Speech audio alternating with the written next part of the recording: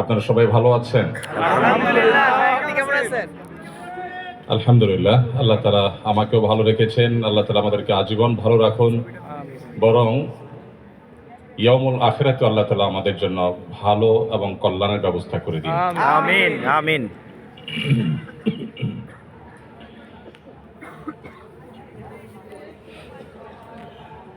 আলহামদুলিল্লাহ, আলহামদুলিল্লাহি ওয়া কাফা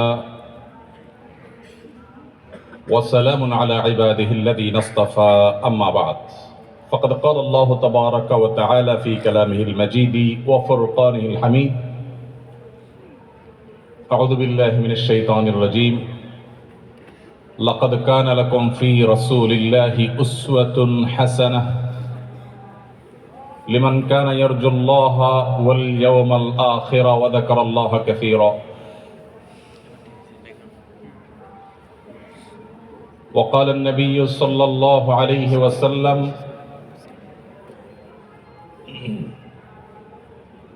كل أمتي يدخلون الجنة إلا من أبى. قيل ومن يأبى يا رسول الله؟ قال من أطاعني دخل الجنة ومن عصاني فقد أبى. ডুয়েট ক্যাম্পাসে আয়োজিত আজকের এই সিরাত সেমিনারের সম্মানিত সভাপতি, অত্র প্রতিষ্ঠানের অভিভাবক, মাননীয় উপাচার্য মহোদয়, উপাচার্য মহোদয় সহ অত্র প্রতিষ্ঠানের সম্মানিত শিক্ষক এবং আমার প্রাণপ্রিয় শিক্ষার্থীবৃন্দ, আপনারা সেই বিকেল থেকে গুরুত্বপূর্ণ দিক নির্দেশনামূলক বক্তব্য, আলোচনা এবং নানামুখী সেশন আপনারা উপভোগ করছেন, উপকৃত হয়েছেন। রাত কম গড়ায়নি। আমাদের একটা সুনির্দিষ্ট বিষয়ের পরে কথা বলতে হবে, এরপর আপনাদের করা বহু প্রশ্ন আছে, সেই প্রশ্নগুলোর মধ্যে থেকে যতটুকু সম্ভব কিছু প্রশ্নের উত্তর দিতে হবে ইনশাআল্লাহ। আমি শুরুতেই আপনাদেরকে দুটি সুসংবাদ জানিয়ে শুরু করতে চাই আমার বক্তব্য। তার প্রথমটি হলো, আমি জানতে পেরেছি যে অত্র প্রতিষ্ঠানে অর্থাৎ ডুয়েটে আমাদের এই ক্যাম্পাসের শিক্ষক, শিক্ষার্থী এবং স্টাফ সকলের জন্য ডুয়েট দাওয়া সার্কেল নামে একটি প্রতিষ্ঠান বা বলতে পারি একটি কার্যক্রম শুরু হতে যাচ্ছে, যে কার্যক্রমের মূল উদ্দেশ্য হবে আমাদের মোরাল ডেভেলপমেন্ট, আমাদের নৈতিক উন্নয়ন, নৈতিক উৎকর্ষ সাধন। এই দাওয়া সার্কেলের মাধ্যমে যদি এখানে নানাবিধ উদ্যোগ নেওয়া যায়, সেটা আমরা যেমন আজকে দেখতে পেলাম একটি সিরাত প্রতিযোগিতা হয়েছে, ঠিক একইভাবে নানাবিধ দাওয়াতি কার্যক্রম যদি চালানো যায়, তাহলে আমাদের এই প্রিয় স্বদেশ যেই অভাবে ধুঁকছে, যে সমস্যায় আমরা জর্জরিত, যে কারণে পৃথিবীর অন্য অনেক দেশ যারা আমাদের পরে স্বাধীনতা অর্জন করেছে তাদের চাইতেও আমরা পিছিয়ে আছি, সেই দুর্নীতি, সেই অপশাসন, সেই বৈষম্য, সেই অন্যায়, সেই অনাচার,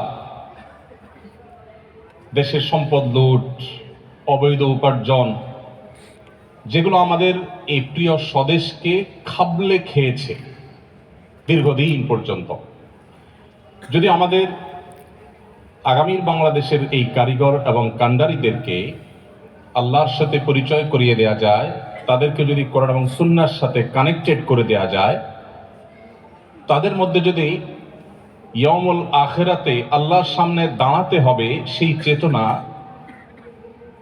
জাগ্রত করে দেওয়া যায়, তাহলে সেক্ষেত্রে আমাদের প্রিয় স্বদেশের যেই সংকটটাতে আমরা ধুঁকছি, সেই সংকটটা সমাধানের একটি পথ রচিত হবে বলে আমি বিশ্বাস করি।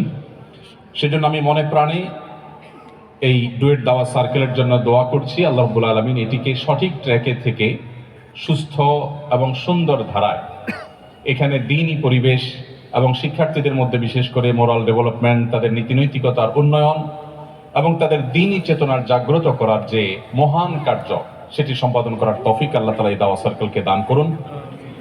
আপনারা যারা শিক্ষার্থীবৃন্দ আছেন, আপনারা এটার সাথে কানেক্টেড হয়ে এটাকে আপনাদের সম্মানিত শিক্ষকবৃন্দ এবং প্রশাসন এর সহযোগিতা নিয়ে তাদের তত্ত্বাবধানে আপনারা যথাযথভাবে এটিকে ডেভেলপ করার চেষ্টা করবেন, এটি আমার বিশ্বাস। আমি মনে করি ডুয়েটিয়ানদের জন্য এটি একটি আনন্দের সংবাদ যে এখানে একটি দাওয়া সার্কেল আলহামদুলিল্লাহ গড়ে উঠেছে। দ্বিতীয়ত যে সুসংবাদ আপনাদেরকে আমি জানাতে চাই, সেটি আমার প্রিয় প্রতিষ্ঠান আস-সুন্নাহ ফাউন্ডেশনের তরফ থেকে। আপনারা জানেন আস-সুন্নাহ ফাউন্ডেশন শিক্ষা, সেবা এবং দাওয়া এই তিনটি সেক্টরে নানাবিধ কার্যক্রম পরিচালনা করে থাকে।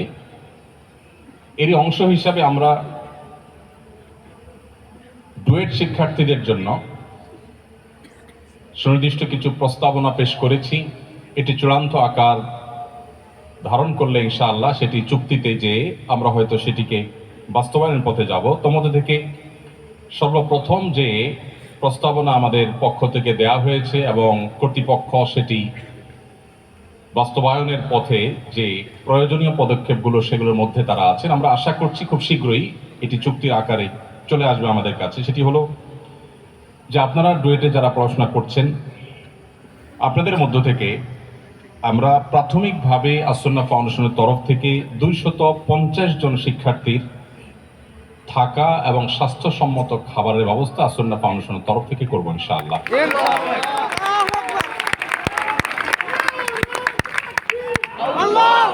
আল্লাহ তাআলা যদি আমাদেরকে তৌফিক দান করেন, আমরা হয়তো ইনশাআল্লাহ এই সংখ্যাকে 250-এ নয়, আল্লাহ তৌফিক দিলে হয়তো সেটা আমরা 2000-এ বা আরো বেশিতে ইনশাআল্লাহ রূপান্তরিত করব। এর পাশাপাশি আরেকটি সংবাদ আপনাদেরকে দিতে চাই, তা হলো আমাদের শিক্ষার্থীদের জন্য শুধুমাত্র থাকা খাওয়ার ব্যবস্থাই নয়, শিক্ষার্থীদের স্ব বিষয়ে উচ্চতর কার্যকরী প্রশিক্ষণের, আন্তর্জাতিক মানের প্রশিক্ষণের ব্যবস্থা সম্পূর্ণরূপে আস-সুন্নাহ ফাউন্ডেশন করবে ইনশাআল্লাহ।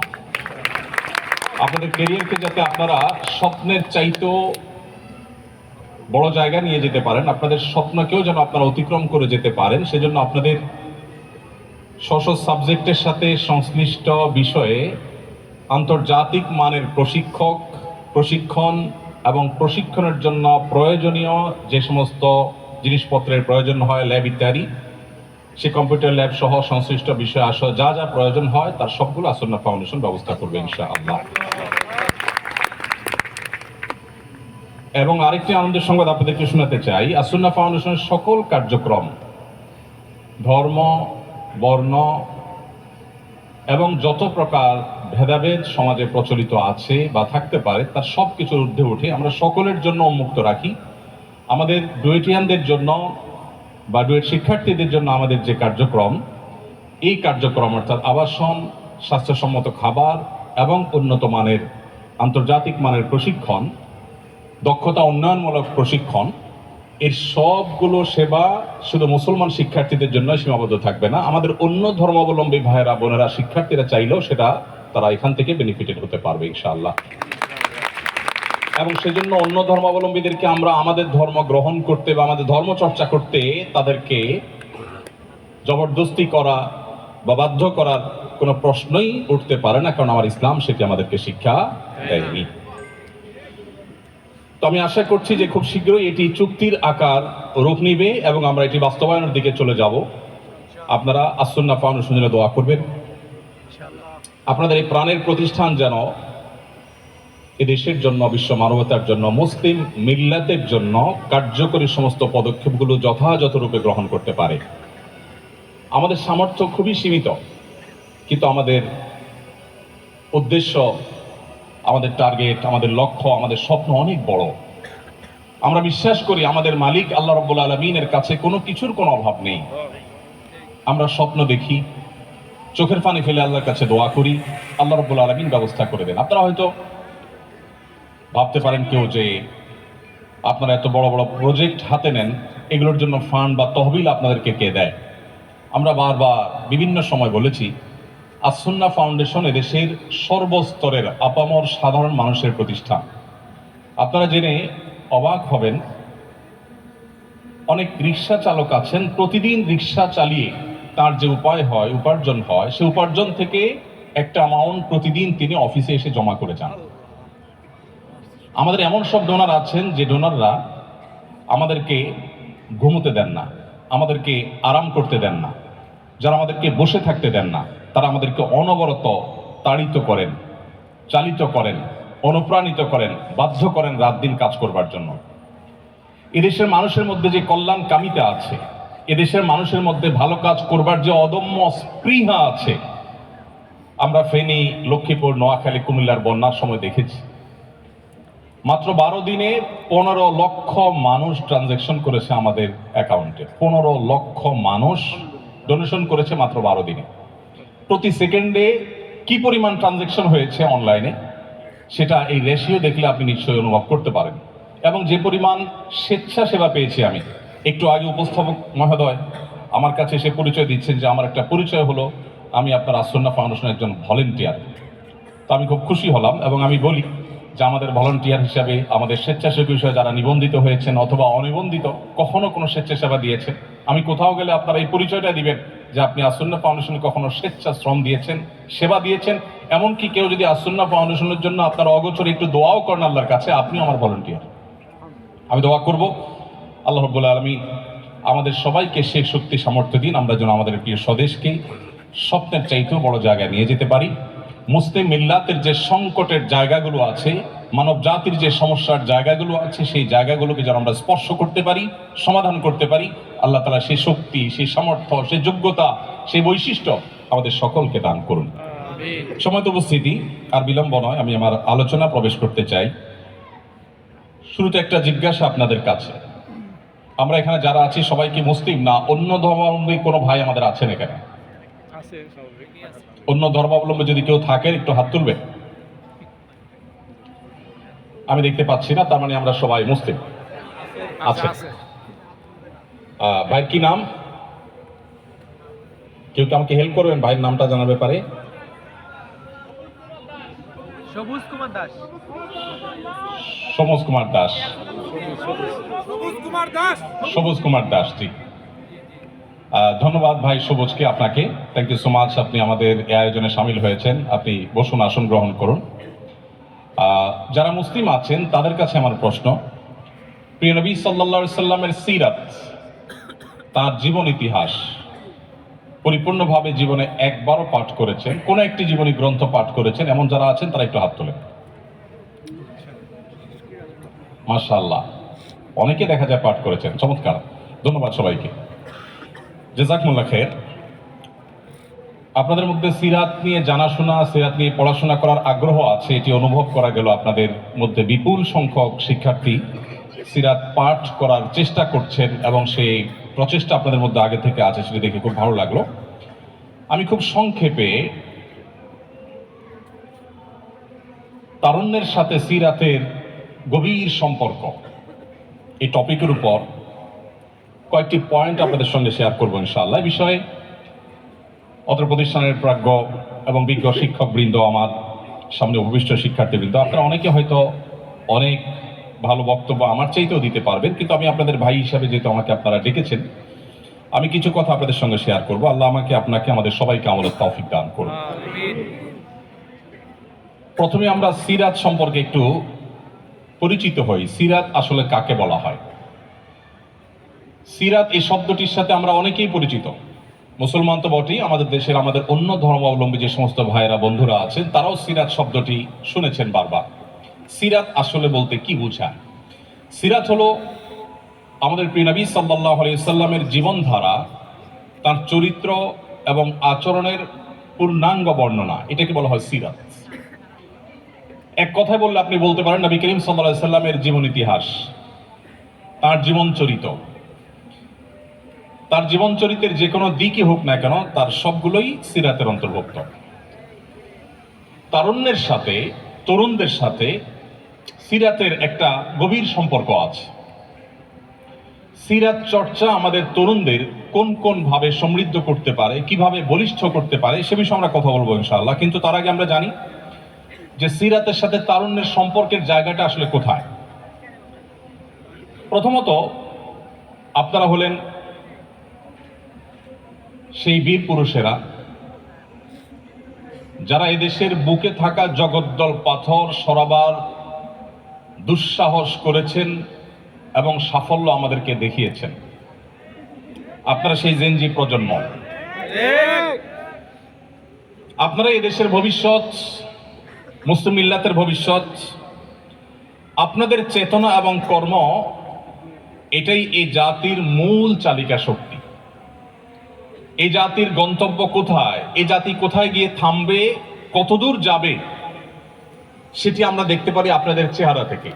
আমাদের তারুণ্যের দিকে তাকালে আমরা আঁচ করতে পারি, অনুভব করতে পারি যে আমাদের গন্তব্য কোথায়, আমরা কোন দিকে যাচ্ছি। যেহেতু তরুণরাই সমাজের ভবিষ্যৎ, অতএব প্রিয় নবী সাল্লাল্লাহু আলাইহি সাল্লামের জীবন চরিত, তার সিরাত, এটা সবচেয়ে বেশি প্রাসঙ্গিক, সবচেয়ে বেশি প্রয়োজন তরুণদের জন্য। দ্বিতীয়ত,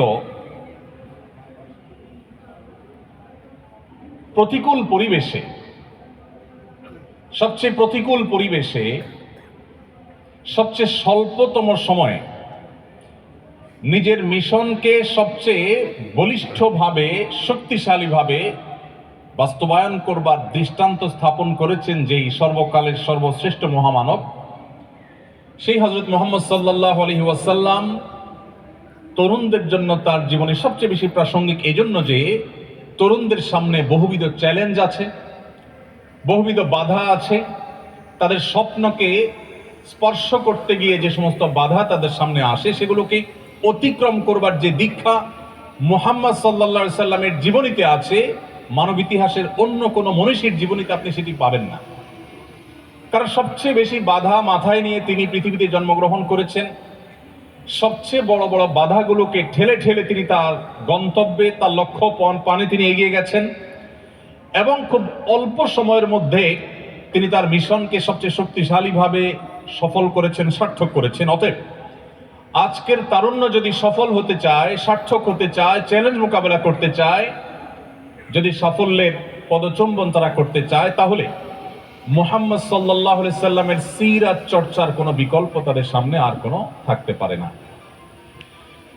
এছাড়া কেন সিরাত আমাদের তরুণদের জন্য খুব বেশি প্রাসঙ্গিক, এর সর্বশেষ যে কারণটি উল্লেখ করতে চাই তা হলো আমাদের প্রিয় নবী সাল্লাল্লাহু আলাইহি ওয়াসাল্লামের যে সভা ছিল, তার যে মজলিস ছিল, তার যে একান্ত কাছের মানুষগুলো ছিলেন, যাদের মাধ্যমে তিনি দ্বীনকে, তাওহীদকে পৃথিবীতে প্রতিষ্ঠিত করেছেন, যাদের মাধ্যমে একের পর এক বাধার প্রাচীর তিনি ডিঙ্গিয়েছেন, সেই মানুষগুলোর মধ্যে যেমন সিনিয়ররা ছিলেন তেমন তরুণরা ছিলেন।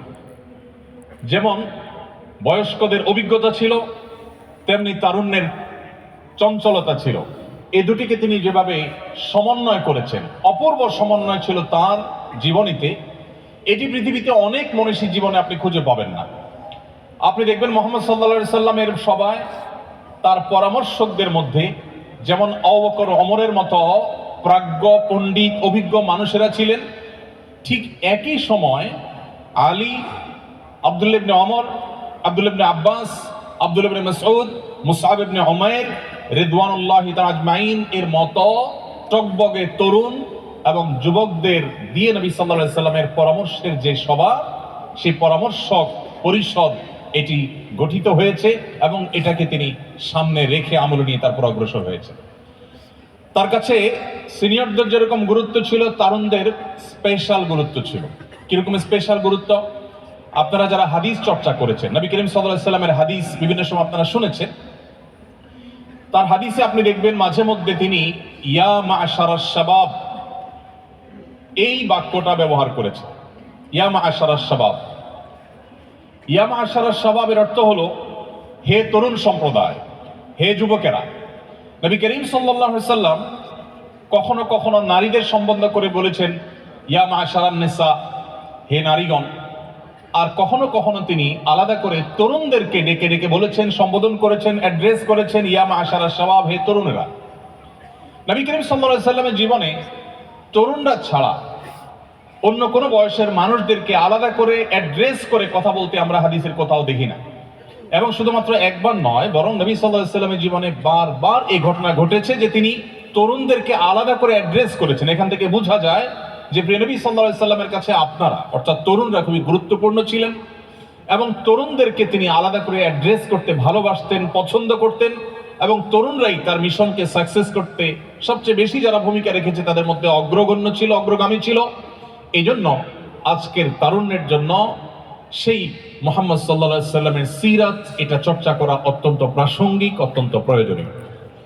সম্মানিত উপস্থিতি, সিরাত চর্চা আমাদের তরুণদের কি কি বেনিফিট এনে দিতে পারে, কি সুবিধা এনে দিতে পারে, আমাদেরকে কি কি সার্থকতা এনে দিতে পারে। নাম্বার 1,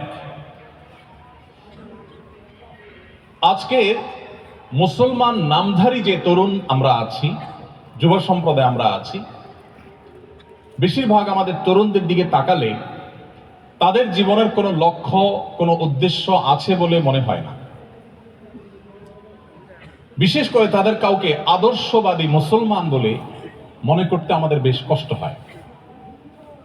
কারণ তাদের যে হেয়ালিপনা, আমি বড় অংশের কথা বলছি, সবার কথা বলছি না, তাদের মধ্যে যে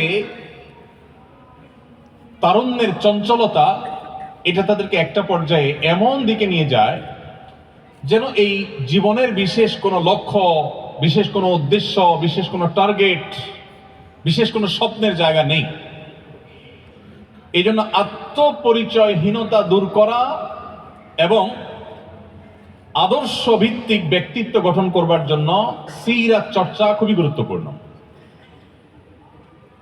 পৃথিবীতে অনেক মনীষীর জীবনী আপনি পড়তে পারেন।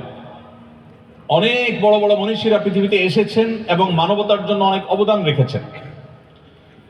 পৃথিবীর ইতিহাসে আগত একমাত্র নবী রাসূলগণই সেই মনীষী যারা আমাদের জীবনের লক্ষ্য, আমাদের উদ্দেশ্য এবং আমাদের আত্মপরিচয়, আমাদের আইডেন্টিটি, আমাদের স্রষ্টার সাথে আমাদের সম্পর্ক এবং মেলবন্ধন এবং কানেকশন এটা করে দিয়েছেন শুধুমাত্র নবী রাসূলগণ। মানব ইতিহাসের অনেক বড় বড় মনীষীদের অনেক বড় বড় অবদানের কথা আপনি আলোচনা করতে পারবেন, কিন্তু আপনার জীবনের লক্ষ্য কি, আপনার জীবনের উদ্দেশ্য কি, এই প্রশ্নের উত্তর পৃথিবীতে অন্য কোনো মনীষীরা দিতে পারেন নাই। শুধুমাত্র আল্লাহর প্রেরিত নবী এবং রাসূলরাই দিয়েছেন, কারণ স্বয়ং সৃষ্টিকর্তা তাদেরকে প্রেরণ করেছেন, যার কারণে সৃষ্টিকর্তা তাদের মাধ্যমে বার্তা দিয়েছেন। এবং নবী সাল্লাল্লাহু আলাইহি ওয়াসাল্লাম কোরআনে কারীমের আয়াতের মাধ্যমে আমাদেরকে জানিয়েছেন, আল্লাহ বলেছেন, ওয়া মা খালাকতুল জিন্না ওয়াল ইনসা ইল্লা লিয়াবুদুন, আমি জিন এবং মানুষকে সৃষ্টি করেছি শুধু আমার ইবাদত করবার জন্য। আমরা এই পৃথিবীতে এসেছি, আমরা এখানে এসে পড়াশোনা করে আমাদের ক্যারিয়ার ডেভেলপ করে আমরা কেউ চাকরি করব, কেউ উদ্যোক্তা হব, কেউ ব্যবসা বাণিজ্য করব, এক একজন এক এক সেক্টরে কাজ করব। আমাদের এই কাজের লক্ষ্য বা উদ্দেশ্য, এটা শেষ পরিণতিটা কি? যদি বলেন যে আমি মানুষের জন্য কাজ করব, মানুষের সেবা করব, আপনি প্রকৌশল বিশ্ববিদ্যালয়ের স্টুডেন্ট হিসাবে পড়াশোনা করে আপনি ইঞ্জিনিয়ার হয়ে আপনি মানব জাতির জন্য কোনো একটা সংকটের সমাধানের পথ আবিষ্কার করবেন, মানুষ উপকার করবেন, ভালো কথা। আপনি যা করতে চাইছেন, যদি আপনি সেটা করতে না পারেন, পৃথিবীতে মানুষ যা করতে চায় তার সবকিছু কি করতে পারে? আমরা যা চাই সবকিছু কি করতে পারি? আপনি যা করতে চেয়েছেন যদি সেটা করতে না পারেন, ধরা যাক আপনার স্বপ্ন ছিল আপনি পড়াশোনা করে আপনার ক্যারিয়ার ডেভেলপ করে আপনি মানব জাতির জন্য অনেক কিছু করবেন, কিন্তু আপনি হয়তো কিছু করতে পারলেন না। এই যে অনাকাঙ্ক্ষিত আনএক্সপেক্টেড সিচুয়েশনে তৈরি হয়েছে, আপনি কিছু করতে পারলেন না, এই জায়গাটায় আপনার সান্ত্বনার কোনো সূত্র আপনি খুঁজে পাবেন না। আপনি যদি আপনার সেকুলার দৃষ্টিভঙ্গি থেকে দেখেন, তাহলে আপনার একটা স্বপ্ন ছিল, স্বপ্নটা বাস্তবায়ন করতে পারলেন না, তাহলে আপনার এখন যাওয়ার কোনো জায়গা নেই। আপনি ও স্যাড বলা ছাড়া, ডিপ্রেসড হওয়া ছাড়া আপনার কিছু করার নেই। এটা একজন মানুষের জীবনের কোনো কাঙ্ক্ষিত সমাপ্তি হতে পারে না। দুর্ভাগ্যজনক বাস্তবতা হলো, যারা মুহাম্মদ সাল্লাল্লাহু আলাইহি সাল্লাম সহ আল্লাহর পক্ষ থেকে প্রেরিত নবী রাসূলদের প্রতি ঈমান আনে না, বিশ্বাস করে না, তাদের জীবনে এরকম অনাকাঙ্ক্ষিত পরিসমাপ্তির সম্ভাবনা অনেক জোরালো। পক্ষান্তরে যারা মুসলমান, যারা মুহাম্মদ সাল্লাল্লাহু আলাইহি সাল্লামের প্রতি ঈমান এনেছে তাদের সার্থকতা হলো মুহাম্মদ সাল্লাল্লাহু আলাইহি সাল্লাম তাদেরকে তাদের সৃষ্টিকর্তার সাথে পরিচয় করে দিয়েছে এবং এর ফলশ্রুতিতে আখিরাতের প্রতি বিশ্বাসী হয়েছে। একজন মানুষ দুনিয়াতে অনেক কিছু করতে চেয়েছেন, কিছুই করতে পারেন নাই। যদি তিনি মুসলমান হন তাহলে তার ডিপ্রেশনের কোনো কারণ নাই, তার দুশ্চিন্তার কোনো কারণ নাই, কারণ তিনি যদি ভালো কিছু করবার সদিচ্ছা রাখেন এবং তার জন্য যথাযথ পদক্ষেপ নিয়ে থাকেন, তিনি যদি তার কাঙ্ক্ষিত কাজটি করতে নাও পারেন, আল্লাহ রাব্বুল আলামিন কিয়ামতের দিন তার সেই কাঙ্ক্ষিত কাজ করে যে পরিমাণ রিওয়ার্ড পাওয়ার কথা, পুরস্কার পাওয়ার কথা, তার সবটুকু আল্লাহ তাআলা তাকে বুঝিয়ে দিবেন। অতএব একজন মুসলমান তার জীবনে কখনো ডিপ্রেশন তাকে কখনো স্পর্শ করতে পারে না। আর এই কথাকেই কোরআন বলেছে, ওয়ালা ইয়াইআস মির রাউহিল্লাহি ইল্লাল কওমুল কাফিরুন, আল্লাহর রহমত থেকে নিরাশ হয়ে যাওয়া, আশাহত হয়ে যাওয়া, ডিপ্রেসড হয়ে যাওয়া, এটা আল্লাহর প্রতি অবিশ্বাসী ছাড়া কারোর জীবনে আসতে পারে না। বিশ্বাসী মানুষের জীবনে আসার কোনো স্কোপ নেই। কেন আপনি সিরাত চর্চা করবেন? কারণ সিরাত চর্চা আপনার আইডেন্টিটি আপনাকে ঠিক করে দিবে, আপনার স্রষ্টার সাথে আপনার সৃষ্টি হিসাবে আপনার একটা সম্পর্ক গড়ে তুলবে। তাতে কি হবে? আপনার ডিপ্রেশন আসবে না। আপনারা ছাত্র মানুষ, আপনারা ইউনিভার্সিটি স্টুডেন্ট, স্কুল বা কলেজ বা স্কুল লাইফের দিকে ফিরে যান। আমাদের অনেক স্কুল স্টুডেন্ট আছে যারা অনেক পড়াশোনা করেন। এসএসসিতে একটা ভালো ফলাফল করতে হবে তাকে, এইচএসসিতে একটা ভালো ফলাফল করতে হবে তাদের। এই ধরনের স্টুডেন্টদের জন্য আমাদের ডক্টর নাবিল ভাই অনেক কাজ করেন, মাশাআল্লাহ। অনেক চমৎকার চমৎকার তার দিক নির্দেশনা আছে, আমরা জানি আমাদের এই ধরনের স্টুডেন্টদের জন্য। তো স্টুডেন্টরা যখন খুব পড়াশোনা করে পরীক্ষার আগে, অনেক ছেলেপেলে আছে, অনেক ছেলেমেয়েরা আছে, তাদের পড়াশোনার অন্যতম লক্ষ্য থাকে একটা ভালো ফলাফল করা। আর ভালো ফলাফল কেন করতে চায়? তার প্রাথমিক লক্ষ্য, চূড়ান্ত লক্ষ্য তো ঠিক আছে, ভালো কলেজে ভালো ভার্সিটিতে চান্স পাবে, ভালো ক্যারিয়ার বিল্ড আপ করবে। প্রাইমারি একটা লক্ষ্য থাকে, সেটা হলো পাশের বাসার আন্টিকে একটু দেখায় দেওয়া। আছে না নাই? কেন পাশের বাসার আন্টিকে দেখাইতে হবে? কারণ আন্টি এসে সারাদিন মায়ের কাছে তার ছেলে মেয়ের গল্প শোনায়, এগুলো শুনতে আর ভালো লাগে না। এই জন্য মাজায় গামছা বেঁধে অনেক স্টুডেন্ট নেমে যায় যে এবার কিছু একটা করতে হবে, আন্টির মুখ বন্ধ করতে হবে, ভালো কিছু করতে হবে। আচ্ছা, আমার প্রশ্ন হলো, এই ছাত্র অনেক পড়াশোনা করেছে, অনেক কষ্ট করেছে, পরীক্ষা দিয়েছে, আনফরচুনেটলি সে যা চেয়েছে সেই ফলাফল সে পায়নি, অর্থাৎ পাশাপাশি আন্টিকে আর দেখায় দেওয়া গেল না। এই ছেলের, এই শিক্ষার্থীর যাওয়ার জায়গাটা কোথায় আমাকে বলেন? কোনো যাওয়ার জায়গা আছে তার? দেখাতে পারে নাই তো, আবার কবে কোন পরীক্ষা আসবে সেটাতে দেখাবে, এছাড়া তার আর কোনো যাওয়ার জায়গা না। তখন সে কি হয়ে যায়? ডিপ্রেসড হয়ে যায়, সে দুশ্চিন্তার মধ্যে পড়ে যায়, মন খারাপ করে এবং কখনো কখনো আত্মহত্যার পথে পর্যন্ত চলে যায়। এবার আসুন আমরা আরেকটা চিত্র দেখি। একজন স্টুডেন্ট যার জীবনে মুহাম্মদ সাল্লাল্লাহু আলাইহি সাল্লামের সিরাতের রিফ্লেকশন হয়েছে, যিনি মুহাম্মদ সাল্লাল্লাহু আলাইহি সাল্লামের জীবন ইতিহাসের সাথে পরিচিত হয়েছে, তার জীবনের সংস্রবে কখনো এসেছে, তার ছোঁয়ায় কখনো তার থাকার সুযোগ হয়েছে। এই স্টুডেন্ট যেহেতু তার রবকে চিনে, তিনি তার সব কিছু দেখাতে চান তার রবকে, সৃষ্টিকর্তাকে। পাশাপাশি আন্টি কিংবা তার কোনো বন্ধু বান্ধব কিংবা অন্য কাউকে তিনি দেখাবার জন্য কিছু করেন না। তার লক্ষ্য হলো তিনি ভালো ফলাফল করে ভালো একটা জায়গায় দাঁড়িয়ে এই যে দুর্নীতির করাল গ্রাস গোটা দেশটাকে শেষ করে দিচ্ছে, তিনি মেরুদণ্ড সোজা করে এদেশের মানুষের জন্য অ্যাজ এ মুসলমান, মুসলিম মিল্লাতের মুখকে উজ্জ্বল করবার জন্য তিনি কিছু করতে চান, এই স্বপ্ন নিয়ে তিনি পরীক্ষা দিচ্ছেন, পড়াশোনা করছেন, চেষ্টা করছেন। যদি তিনি তার সে চেষ্টায় সফল হন, ব্যাটে বলে হয় তো আলহামদুলিল্লাহ, যদি না হয় তাহলে তার সান্ত্বনার জায়গা হলো যে আল্লাহ রাব্বুল আলামিন ইনপুট দেখেন না, আল্লাহ তাআলা আউটপুট দেখেন না, আল্লাহ তাআলা ইনপুট দেখেন। আল্লাহ চেষ্টা দেখেন, ফলাফল দেখেন না। দুনিয়ার মানুষ ফলাফল দেখে, আল্লাহ রাব্বুল আলামিন ফলাফল দেখে মানুষকে তার বিনিময় সব সময় দেন না, সব সময় দেন না। আল্লাহ তাআলা দেখেন বান্দার প্রচেষ্টা। যদি আল্লাহ তাআলা আউটপুট দেখে সব সময় বিনিময় দিতেন, তাহলে বহু নবী রাসূল পৃথিবীতে এসেছেন যারা যুগ যুগ ধরে ইসলাম প্রচারের কাজ করার পরও দেখা গেছে তাদের কথা হয়তো একজন মানুষ শুনেছে কিংবা একজনও শুনেনি। হয়রাজ আমাদের মধ্যে বহু লোক আছে যাদের লক্ষ লক্ষ ফলোয়ার্স, অনেক ভক্ত অনুরক্ত। তো আল্লাহ রাব্বুল আলামিন চেষ্টা দেখবেন। সো একজন তরুণ তিনি যখন মুহাম্মদ সাল্লাল্লাহু আলাইহি সাল্লামের সিরাতকে তার জীবনে অবলম্বন হিসাবে ঠিক করে নেয়, সিরাতকে সে যখন সামনে রাখে, তখন তার জীবনে সেই কাঙ্ক্ষিত জিনিসটা যদি নাও পান তিনি ডিপ্রেসড হন না। কারণ তিনি জানেন যে আল্লাহ রাব্বুল আলামিন দেখবেন আমার নিয়ত, ইন্নামাল আমালু বিন্নিয়াত, আমি কোন উদ্দেশ্যে করেছি এটা আল্লাহ দেখবেন, আমার চেষ্টা আল্লাহ তাআলা দেখবেন। বাস আমার নিয়ত ভালো ছিল, চেষ্টায় ত্রুটি ছিল না, আল্লাহ তাআলা রিওয়ার্ড শতভাগ আমাকে দিয়ে দিবেন। সো তার কোনো ডিপ্রেশনের কোনো কারণ থাকতে পারে না। সময় তো উপস্থিতি। কেন সিরাত চর্চা আমাদের করতে হবে? কারণ সিরাত আমাদেরকে আমাদের রবের সাথে আমাদের পরিচয় করিয়ে দেয়, আমাদের সৃষ্টিকর্তার সাথে আমাদের সম্পর্ক করে দেয়, যার ফলশ্রুতিতে আমাদের আইডেন্টিটি, আমাদের আত্মপরিচয়, এটা আমাদের মাথায় সবসময় জাগরুক থাকে। এটি আমাদেরকে পরিচালিত করে সঠিকতার পথে, সুন্দরের পথে, এবং আমাদের জীবনে একটা আদর্শিক ভিত্তি দাঁড়ায়।